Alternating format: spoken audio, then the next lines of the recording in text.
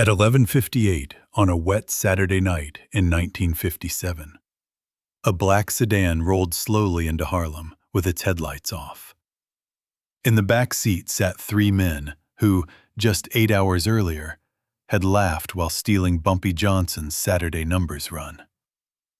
Now none of them were laughing. One was bleeding from the mouth. One couldn't stop shaking.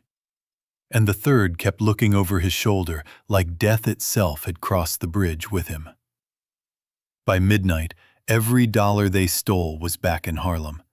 Every betting slip was returned. And the man who planned the robbery was standing under a street lamp, forced to say out loud the one sentence nobody in New York had ever dared to say before. I thought Harlem was unguarded. He was wrong. But here's the part that made the story spread across the city like fire. Bumpy Johnson didn't answer that robbery with panic. He answered it with patience. And what he did between 4 p.m. and midnight was so cold, so precise, and so unforgettable that after that night, nobody ever touched Bumpy's Saturday run again. Because this was never just about money. It was about trust. It was about pride. And it was about what happened when outsiders mistook Harlem's quiet for weakness. To understand why one hijacked car nearly started a war, you have to go back to the beginning of that Saturday. And you have to understand what that run really meant. Harlem, summer of 1957. Saturday was not just another day. Saturday was Heartbeat Day. By noon, the sidewalks filled with shopkeepers, shoeshine boys, seamstresses, cooks, musicians, porters, waitresses, women carrying grocery bags, men carrying worry in their shoulders and hope in their pockets. Hope had a number, 3 digits. Sometimes that was all people had. A dream from the night before. A license plate they couldn't forget. A number they saw twice on the church wall. A birthday. A room number. A whisper from a dead relative. That was the numbers game in Harlem. To outsiders, it looked like gambling. To the people living there, it was something else. It was possibility. It was emergency money. It was rent money that might arrive in time. It was medicine money, school shoe money, burial money. It was hope wearing a suit too thin for winter. And every Saturday, all across Harlem, that money moved in envelopes. Quietly, routinely, reliably. That routine mattered because trust mattered. And in Bumpy Johnson's world, trust was worth more than cash. Bumpy knew that. That's why, even at the height of his power, he treated the Saturday run like church. The envelopes were counted twice. Routes were changed often. Drivers were selected carefully. Nobody knew every stop except the men at the very center. And at the center of that system stood Bumpy Johnson. Small in frame, enormous in presence, a man whose silence carried more weight than most men's threats. He wasn't on the street that Saturday morning when the first envelopes started moving. He was upstairs in a back office over a Lenox Avenue club, standing at the window in shirt sleeves, watching Harlem wake up below him. On the desk behind him sat a black ledger, a cigarette burning slow in an ashtray, and a cold cup of coffee he had forgotten to drink. Across from him sat Gideon Cross, the keeper of the books. Gideon was thin, careful, exact. He wore round glasses and spoke like every word had first passed through a calculator. "Volume's heavier this week," Gideon said. Bumpy didn't turn. "How much heavier?" "Enough to make people brave," Gideon replied. Now Bumpy turned. That got his attention. Because in his world, money didn't just make people rich, It made them reckless, and reckless men were dangerous. "Any leak?" Bumpy asked. Gideon hesitated for half a second. That half second said everything. "Maybe," he said. Bumpy walked back to the desk slowly. "Maybe means yes wearing a hat. Who knows the route?" "Me, Wendell, Eli, and the drivers by section." Bumpy's eyes paused on one name. Wendell Pike. A route coordinator. Sharp dresser, clean fingernails, always smiling half a second too late.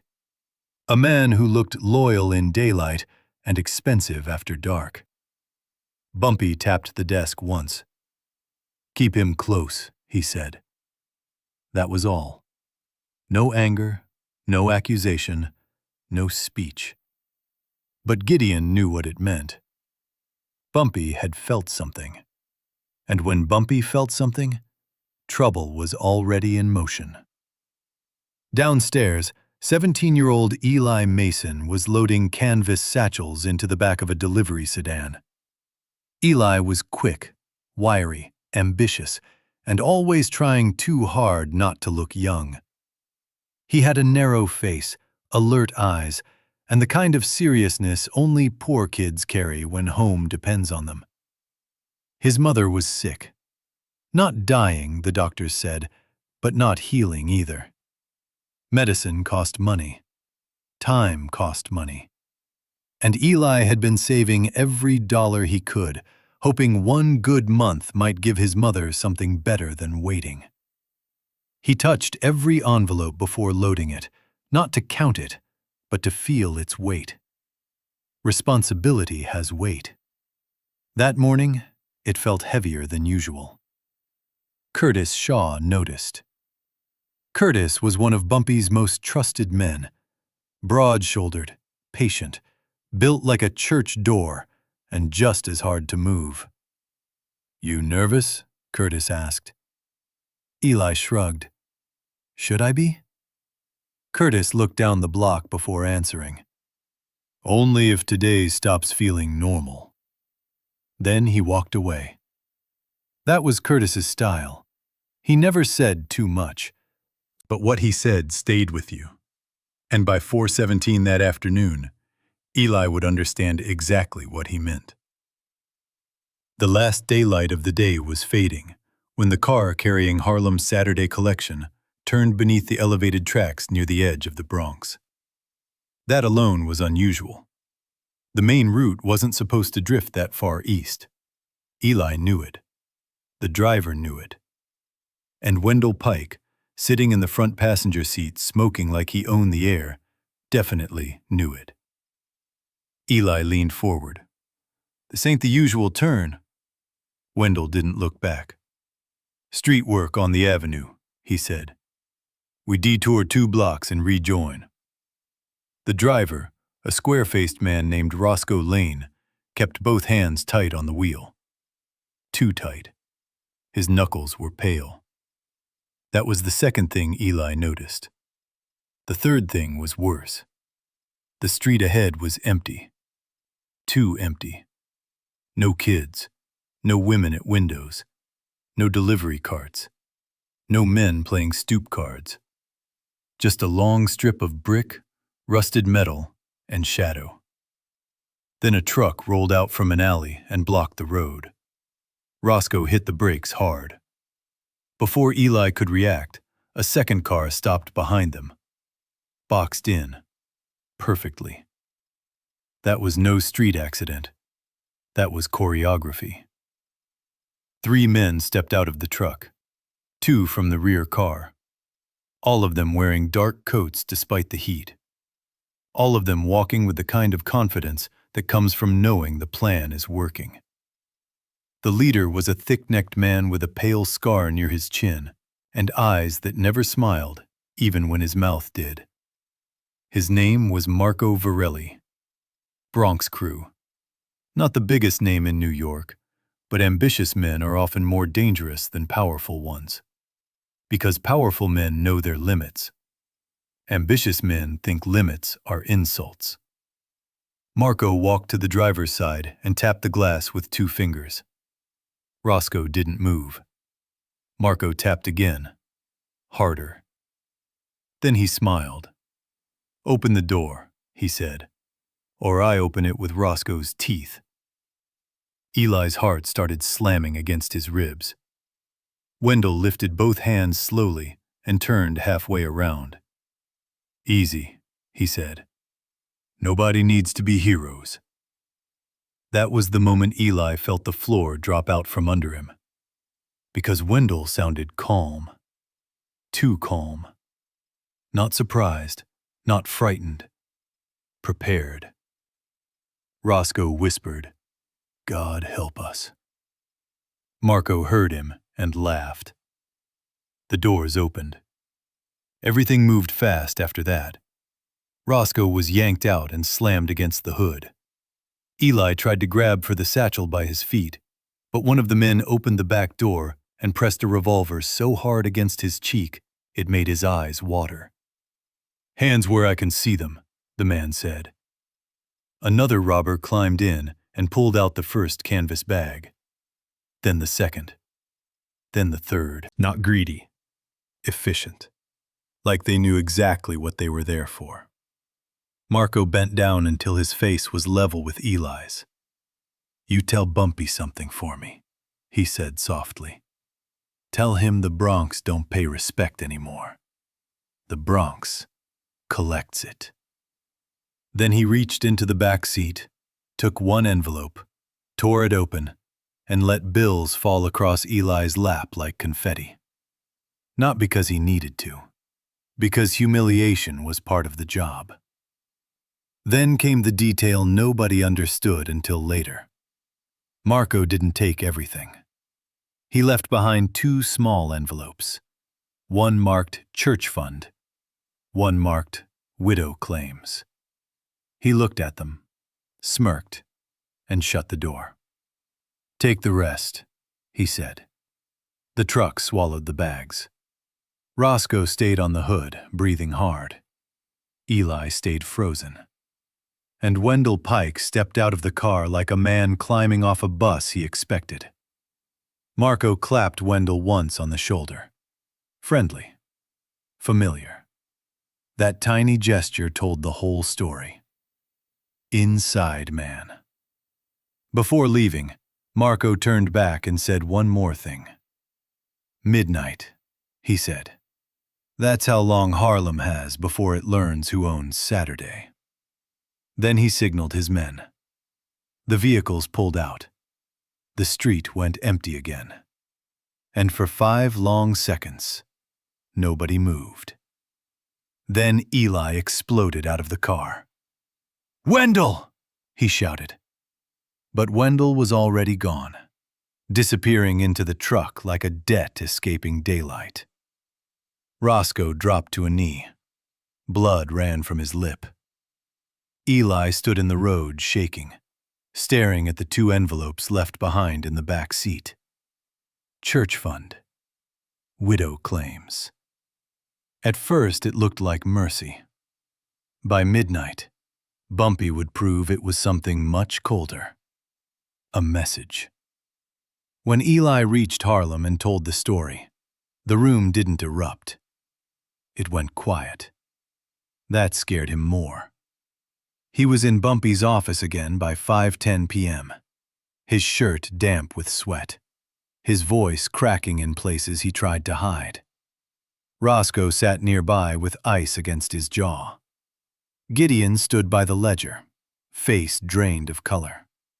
Curtis leaned against the wall. Jonah Price sat in the corner, polishing his nails with a handkerchief like he was bored, though his eyes missed nothing. Jonah was the opposite of Curtis. Smooth where Curtis was solid. Smiling where Curtis was stern. A man who could flatter you, scare you, and read your lies all in the same minute. And Bumpy? Bumpy sat still. Too still. Eli described the truck, the guns, the scar on Marco's chin, Wendell stepping out without fear. the line about midnight, and finally the 2 envelopes that had been left behind. Bumpy asked only one question. Which ones? Eli swallowed. Church fund. Widow claims. Bumpy leaned back. Now something changed in his face. Not anger. Understanding. They didn't steal money, he said quietly. They stole confidence. Nobody spoke. Bumpy looked toward Gideon. How much did we lose? Gideon named the number. It was enough to make another man curse. Enough to make another man slam a fist into the desk. Enough to make another man see only revenge. Bumpy didn't do any of that. Instead, he asked, how many names are attached to the slips? 312. And how many of those people can afford delay? Gideon answered without looking down. Maybe 12 of them. That meant 300 couldn't. 300 people who would stand on stoops tonight and wonder whether hope had been hijacked with the cash. 300 people who didn't care about underworld politics. They cared whether their money was gone, whether Harlem had failed them, whether Bumpy's words still meant what it meant yesterday. That was the real robbery. Marco Varelli had not tried to hurt Bumpy's pockets. He had tried to bruise his name. And Bumpy Johnson understood something dangerous men often forget. A wounded reputation bleeds longer than a wounded body. He stood. The room stood with him. By midnight, Bumpy said, every winning slip gets paid. Eli blinked. Gideon stared. From reserve? Gideon asked. From me, Bumpy said. That shook the room. Because reserve money was one thing. Personal money was another. That was war money. Escape money. Insurance against tomorrow. Bumpy was willing to pour it into tonight. Not to save face. To save faith. Then he pointed at the 2 envelopes left in the car. Those weren't kindness, he said. Those were theater. He wants people to say the Bronx spared the weak. He wants to look like a ruler. Men who perform mercy usually plan cruelty next. He turned to Eli. What else? Eli closed his eyes, thought hard. There was a smell, he said. Not cigars, not gas, like chalk, sweat, liniment. Jonah lifted his head. Gym smell, he said. Curtis nodded once. Bumpy looked at Roscoe. You knew the route was wrong. Roscoe lowered his eyes. I followed Wendell. Why? Because Wendell said you changed it. Bumpy's jaw tightened only slightly. That was enough to make Eli want to step back. Bumpy turned to Jonah. Find where Marco trains his men. To Curtis, find where Wendell sleeps when he's lying. To Gideon, open the books. Tonight, we pay everybody. Then Bumpy looked at Eli, and his voice softened. Did they touch you? Eli hesitated. No. Why not? Eli frowned. I don't know. But Bumpy knew. Because Eli had been left alive and untouched for a reason. A messenger preserved is a message delivered. Marco wanted fear traveling faster than cash. And for one brief second, the room thought Bumpy might call for guns. Thought he might send men straight to the Bronx. Thought the night would become loud. Instead, he picked up his hat. No noise yet, he said. We answer first, then we teach. That was the moment everybody in that room understood the Bronx crew had made a terrible mistake. Because Bumpy was never most dangerous when insulted. He was most dangerous when patient. And he had just become patient. Word moves differently in Harlem when it matters. Not louder, faster. By 6:30 p.m., women on windowsills knew something had happened. By 7 o'clock, barbers knew. By 7:15, kitchen workers knew. By 7:30, men playing dominoes knew. Nobody had the whole story, but they knew enough. Saturday had been touched. And when Saturday was touched, the whole neighborhood felt it. What happened next was the part the Bronx never predicted.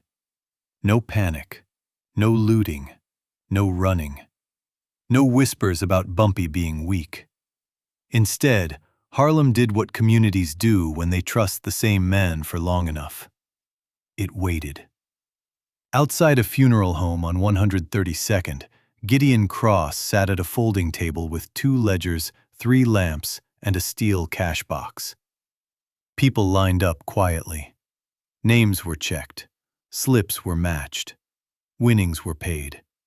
On time. Like nothing had happened. A woman who worked laundry took her envelope and cried before she could stop herself. An old porter kissed the back of his own hand and pointed it toward the sky. A mother with curlers under her scarf asked Gideon, "Mr. Johnson said tonight?" Gideon answered, "Mr. Johnson said tonight." And that became its own kind of thunder. Meanwhile, Bumpy moved. Not fast, precisely. First, he stopped at a church basement where the church fund envelope was supposed to go. A deacon met him there, worried, apologizing for nothing. Bumpy set a full envelope on the table. "Roof still gets fixed," he said. Then he left. Next, he stopped at a brownstone where a widow named Mrs. Lattimore cared for 2 grandchildren and waited every week to see if luck would let the month breathe. Her money was on one of the stolen slips. Bumpy handed her the amount himself. She looked at him like she wanted to ask whether the rumors were true. He spared her the question. "Harlem didn't lose," he said. "Sleep easy." Then he got back into the car. That was Bumpy's genius. He understood that power wasn't only what enemies saw. It was what your people felt. And that night, while the Bronx crew probably celebrated too early, Harlem was being reminded, house by house, envelope by envelope, that trust had not been broken. It had been defended. But Bumpy wasn't done. Because paying the people was only half the answer. The other half was for the men who thought they had embarrassed him. And at 8:12 p.m., the first real clue arrived. Curtis returned with a name. St. Agnes Athletic Club, Morrisania, Basement Boxing Gym, unofficial after hours. Marco Varelli rented sparring space there twice a week under another man's license. Jonah came back 5 minutes later with something worse. Wendell Pike hadn't gone home. Hadn't gone to his girl. Hadn't gone to his mother's place in Washington Heights. He had vanished clean. Men only vanish clean when someone helps them hide. Bumpy nodded as if both reports were confirmations, not surprises. Then he did something that made even Gideon stop writing. He smiled. Just a little. "Good," Bumpy said. "That means he thinks he's safe." And a man who thinks he's safe is already halfway captured. Before I tell you what Bumpy did next, and why Marco Varelli realized too late that he hadn't stolen a victory, he had walked into a test, drop a comment and tell me where you're watching this video from. And if you're enjoying this story, make sure you subscribe, because what happened after 10 p.m. is where this night turns from robbery into legend. At 8:30 p.m., Bumpy went home for exactly 11 minutes. Not to rest, not to hide. To think where the noise couldn't reach him. His wife, Celeste, was waiting in the dining room with one lamp on and dinner untouched. She took one look at his face and knew the night had changed shape. "They took money?" she asked. Bumpy removed his gloves, one finger at a time. "They tried to take trust." That made her still, because she understood the difference. Money could be counted back. Trust couldn't. She walked around the table slowly. "And what are you going to do?" Bumpy looked at the dark window over her shoulder. "I'm going to make sure they learn what they actually stole." Celeste studied him. She had lived long enough beside power to know when it was angry and when it was cold. Tonight it was cold. That frightened her more. "You're calm," she said. "I'm late," he answered. Then he kissed her forehead and left. Back at the office, the map was already open. Harlem, the bridges, the Bronx, the gym, side streets, garages, cut-through lots, dead-end alleys, phone booths, safe houses. Bumpy placed a matchstick on the map where the hijack happened. Another at St. Agnes. Another at a closed trolley depot near the river. Nobody understood the third location until he explained. "They expect us to chase what they already took," he said. "So we give them something better to chase." Jonah's eyebrows lifted. "A rumor?" "A promise," Bumpy corrected. Then he laid out the plan. By 10:45 p.m., the word would reach Marco that Bumpy had pulled a second emergency run together. Double cash, final sheets, reserve envelopes, everything that mattered most, moving quietly out of Harlem before 11:15. Not tomorrow, not next week, tonight. Urgent money makes greedy men stupid, and Bumpy was counting on stupidity. Curtis would spread one version of the story through a bartender who owed him. Jonah would spread another through a card room runner who talked too much. Gideon would make sure a third version leaked through a phone line Wendell believed was still private. 3 different roads, one same destination.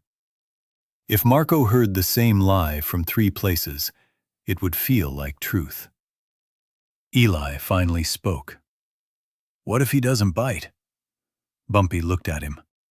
"He already bit. He just doesn't know what hook he swallowed." Then Bumpy pulled open a drawer and removed a stack of addressed envelopes, each one stamped, sealed, and weighted. Eli frowned. "What are those?"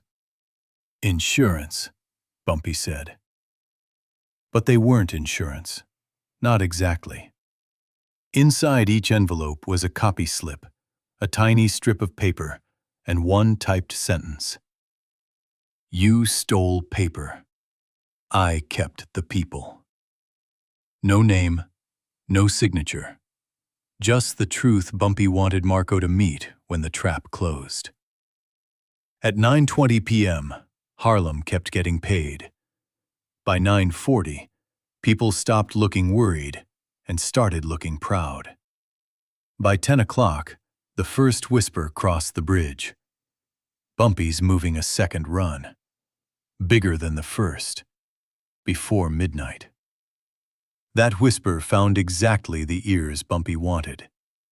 And in a half-lit room above a tire shop in Morrisania, Marco Varelli heard it. He was drinking with 3 men and grinning over canvas bags that suddenly felt lighter than expected. Because when they finally counted the money from the hijack, one ugly fact appeared. It was short. Not empty, not fake, but short. Far too short for a full Saturday collection. Marco's smile had already begun to thin before the rumor arrived. When it did, his lieutenant, Nicky Vale, said the one thing Marco couldn't ignore. He held back the real load. Marco's scar twitched. That possibility offended him. Not because it hurt, because it made him look fooled. And men like Marco would risk everything to avoid feeling mocked. "Where?" he asked. Nicky named the depot roomer. Marco stood up so fast, his chair tipped backward. "Get everybody," he said.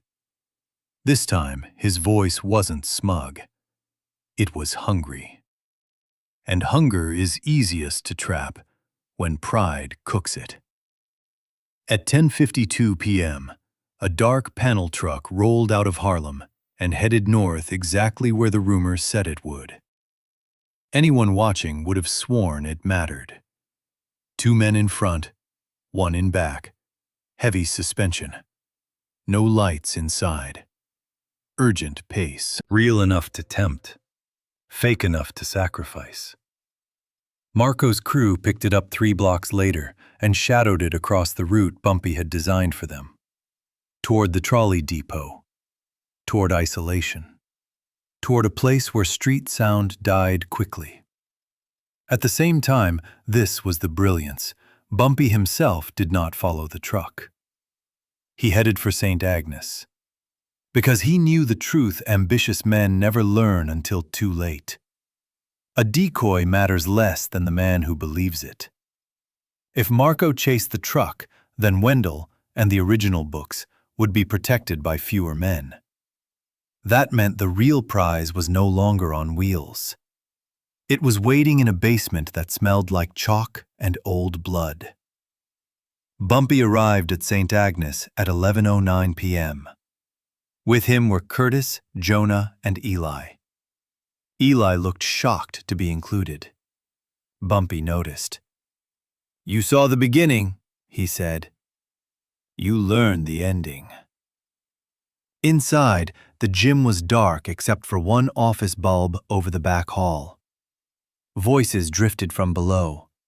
One was Wendell's. That oily, comfortable tone of a man who thinks betrayal bought him safety. Eli clenched his fists so tight his nails cut his palms. Bumpy held up one hand. Wait. Timing first. Always timing. Down the hall, Curtis moved like shadow with shoulders. Jonah slipped to the office door and listened. Then he smiled without humor. 2 men upstairs, 3 below. Wendell talking too much. Bumpy nodded. Take the stairs silent. What happened next was fast, but not chaotic. Curtis handled the first guard before the man could finish turning his head. Jonah took the second with a whispered lie, "Police downstairs." And when the man stepped forward in panic, Eli drove a stool leg into his ribs with all the fear and anger he'd been carrying since 417. The sound was sharp. The man folded. Eli stared at what he'd done. Curtis grabbed his shoulder once. "Stay in it." Then they moved downstairs. The basement smelled exactly like Eli remembered. Chalk, sweat, liniment. And there, on a wooden table under a hanging bulb, sat the missing ledger books and 3 opened canvas bags. Wendell Pike stood beside them with 2 Bronx men, laughing about percentages. Then he saw Bumpy. Everything in his face collapsed at once. Relief didn't come. Neither did apology. Only raw understanding. He had chosen the wrong night to be found. One Bronx man went for his waistband. Curtis slammed him into the wall hard enough to shake dust from the rafters. The second man lifted both hands before anyone even spoke. Smart. Wendell backed away from the table. "Mr. Johnson, listen." "No," Bumpy said. One word. Soft. Deadly. And Wendell shut up. Bumpy walked forward and put one hand on the ledger. "Was it money?" he asked. Wendell's mouth trembled. No. Then what? Wendell looked at the floor. Position. Jonah laughed quietly. There it is. Position. That poisonous word. More men betray for imagined status than for actual cash. Wendell had sold Harlem not because he was starving, but because he wanted to sit higher at someone else's table.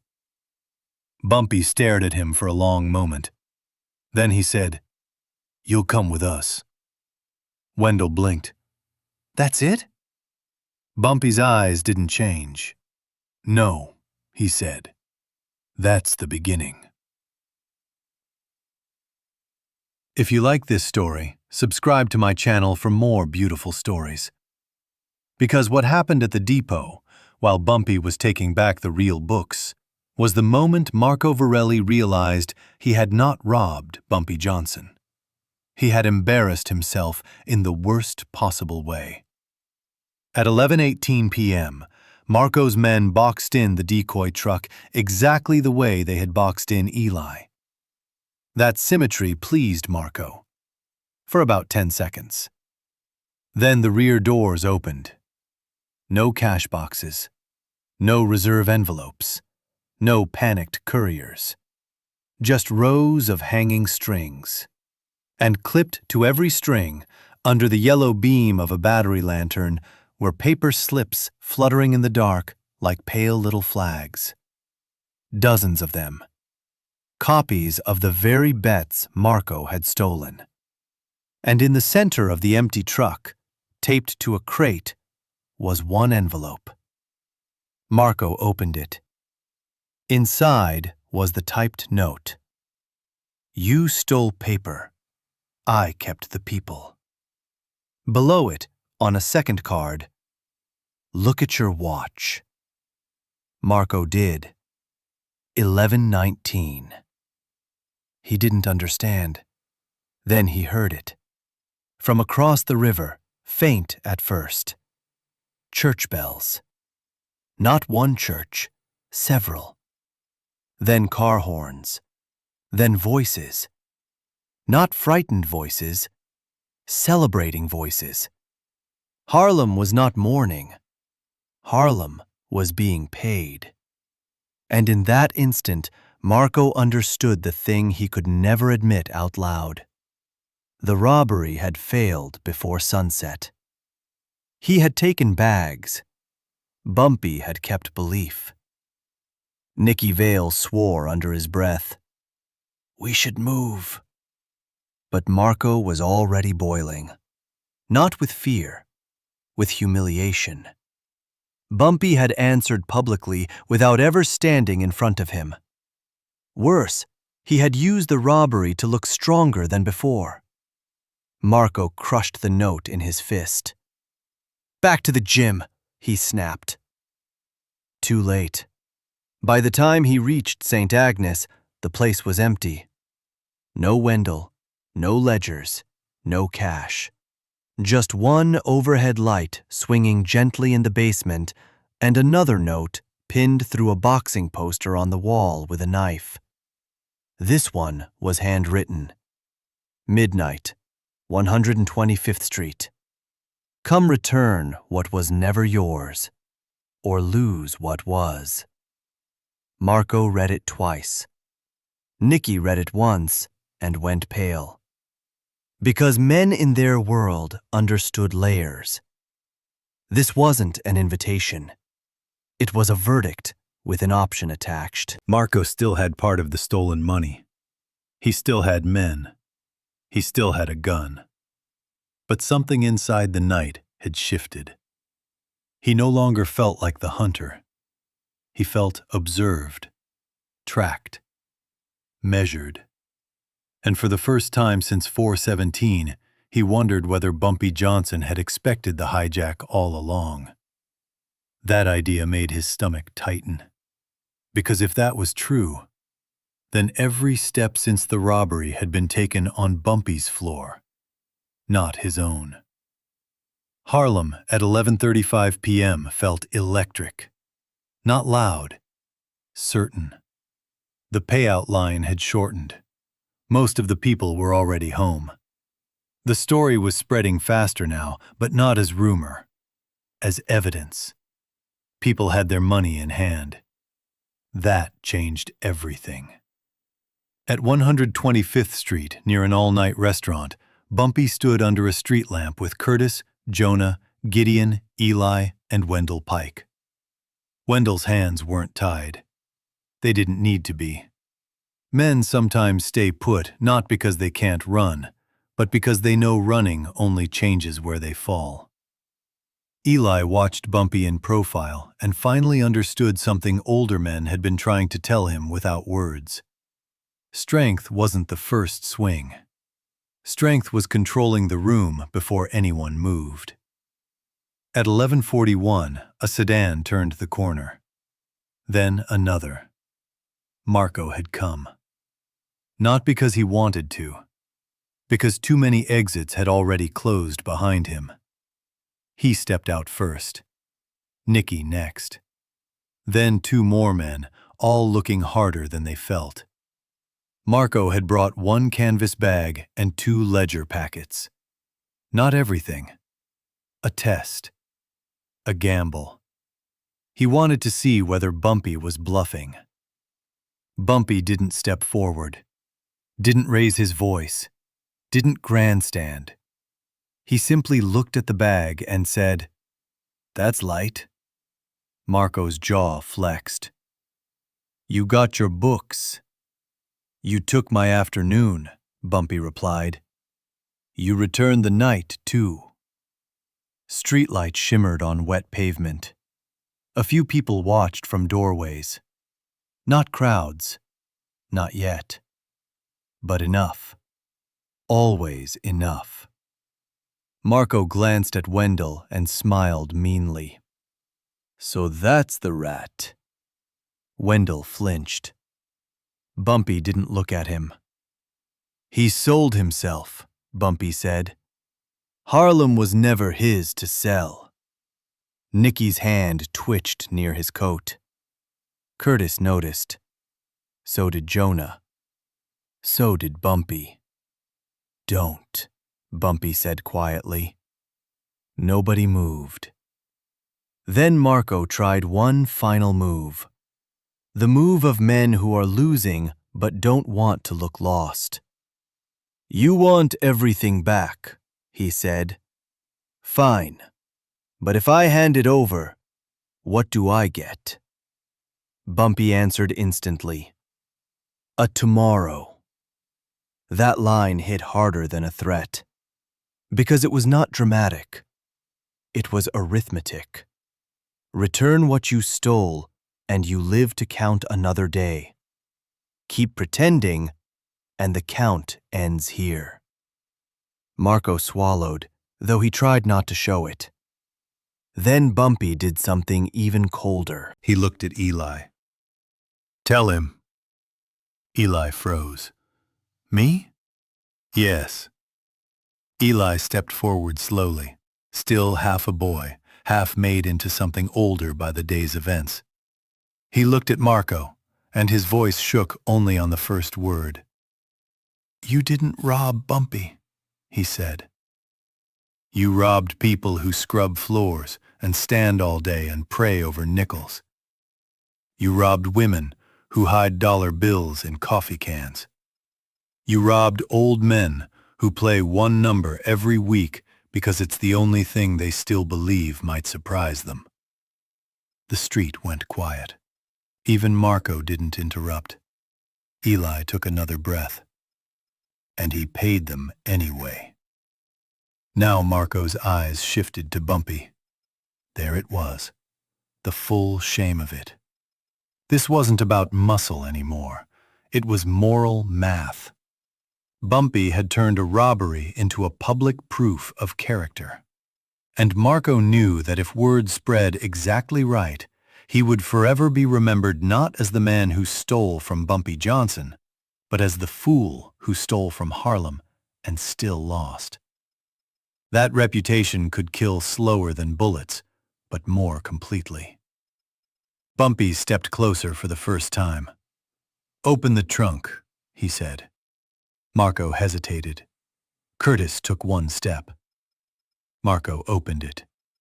Inside were the remaining bags. All of them. He had brought everything after all. He had only needed the courage to stop pretending. Jonah smiled. "Smart decision." But Bumpy wasn't done. He pointed at Wendell. "Now him." Marco frowned. "What about him?" "Say what he bought." Marco looked from Wendell to Bumpy and understood immediately. This was the real cost. Not money. Witness. Humiliation. Truth spoken aloud. Marco hated it. That meant Bumpy wanted it. "He bought access," Marco said finally. "Roots. Timing. Confidence." "Louder," Bumpy said. Marco's face darkened, but he obeyed. "He sold us Harlem's root." Bumpy turned to Wendell. "And what did they give you?" Wendell's lips trembled. "A promise." "What kind?" "A seat," Wendell whispered. Bumpy's voice hardened for the first time all night. "At whose table?" Wendell shut his eyes. "At theirs." And there it was. Betrayal stripped of excuses. No noble reason, no desperate need, just vanity. That ugliness landed heavier than a beating ever could. At 11:52 p.m., Bumpy made the final move. He looked at Marco and said, "You came into this neighborhood trying to teach a lesson. So finish the class." Marco stared back, confused. Bumpy pointed to the restaurant window where a few faces had gathered inside, then to the stoops, then to the block. "Carry the bag," he said. Marco didn't move. Curtis stepped forward once. Marco grabbed the bag. Heavy. Humbling. Then Bumpy handed the ledgers to Gideon and nodded. 1 block. That's all it took. 1 block of Marco Varelli, walking through Harlem, carrying back what he had stolen, while Bumpy Johnson walked beside him empty-handed. That image did more damage than a war. Windows opened, doors cracked. People watched in silence, not scared, satisfied. By the time they reached the payout table, more people had gathered. No cheering, no chaos, just the solemn understanding that a line had been crossed and then redrawn in public. Bumpy told Gideon, "Count it." Gideon counted. Every bill, every packet, every ledger. Nothing missing. Then Bumpy looked at Marco one last time. "This is the part you remember," he said. He leaned in close enough that only the men nearest heard the words. "But the whole city will feel it." Marco's mouth tightened. He expected a gun, a knife, a brutal final act. Instead, Bumpy stepped back and did something stranger. He dismissed him.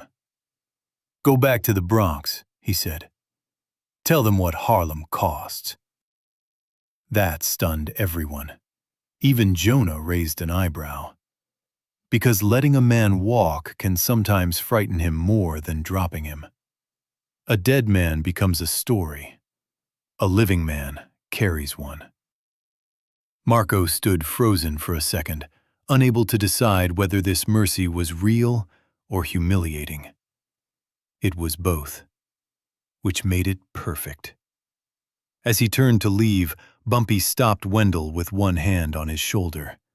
Not harsh, final. "You don't walk with him," Bumpy said. Wendell went pale. "What happens to me?" Bumpy looked out at the block, at the windows, at the people who had trusted a system Wendell tried to sell. "Not my decision anymore," he said. He turned to the gathered faces, and for the first time that night, Harlem itself seemed to breathe as one body. Nobody shouted. Nobody rushed him. But the silence around Wendell had changed. He was no longer protected by secrecy. He had been seen. And some punishments begin the moment the masks come off. The church bell rang midnight. Right then. 12 hard strikes through warm night air.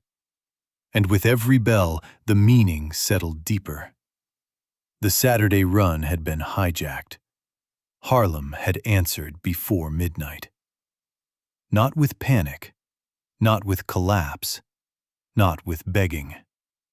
With discipline, with repayment, with witness, with memory.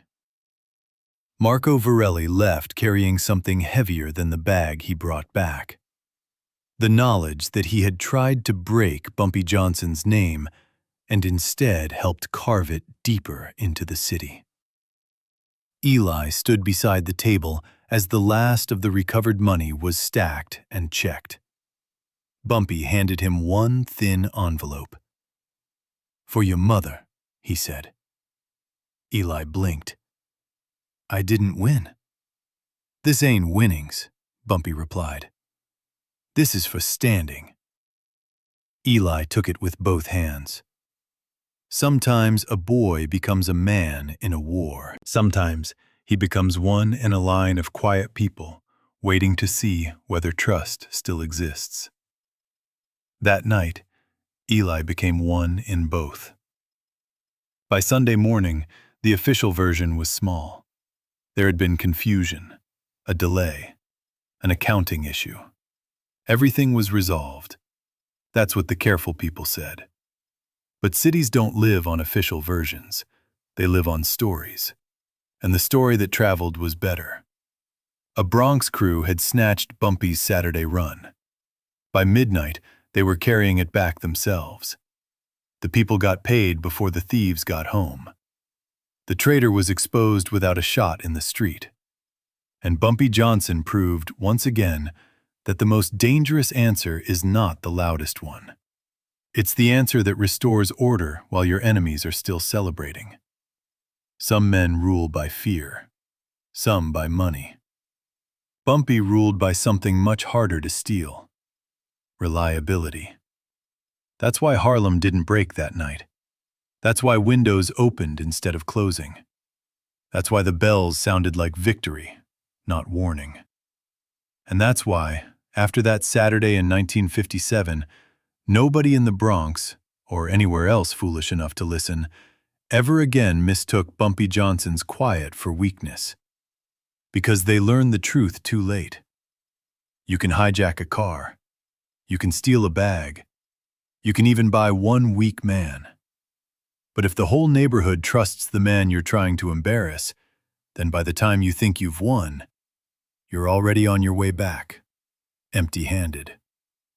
History remembers the gunshots, but neighborhoods remember who kept their promises. And that's why this story lasted. Not because of the robbery, not even because of the humiliation, but because before the night was over, Harlem got the one thing it needed most: proof. Proof that it was still protected. Proof that its faith had not been misplaced. Proof that Bumpy Johnson understood something bigger than power. He understood responsibility. And in cities built on broken promises, the man who keeps one becomes unforgettable. So the next time someone tells you strength is loud, immediate, and reckless, remember this Saturday. Remember the stolen run. Remember the bells at midnight. And remember the look on three men's faces when they crossed back into Harlem, carrying the very future they thought they had taken. They learned what the whole city learned. Harlem didn't answer late. Harlem answered right on time. If you like this story, subscribe to my channel for more beautiful stories. And before you go, tell me in the comments, Did Bumpy Johnson win that night because he was feared or because he was trusted?